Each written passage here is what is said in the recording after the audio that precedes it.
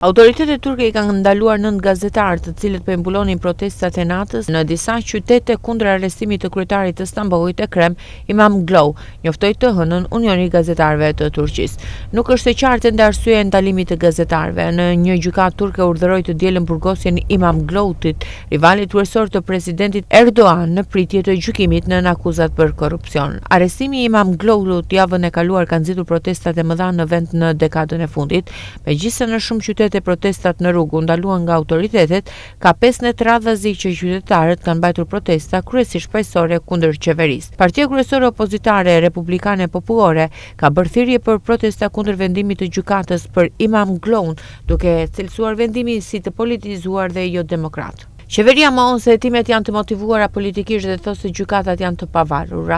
İmamoğlu I ka hedhur poshtë akuzat me të cilat ngarkohet, duke I quajtur ato akuza dhe shpifje të papërfytyrueshme, duke bërë thirrje për protesta në mbar vendin. Në një fjalim gjatë demonstratës në Stamboll para selisë së Bashkisë, Ozgur Özel tha të dielën se ata do të vazhdojnë protestat derisa İmamoğlu të lirohet.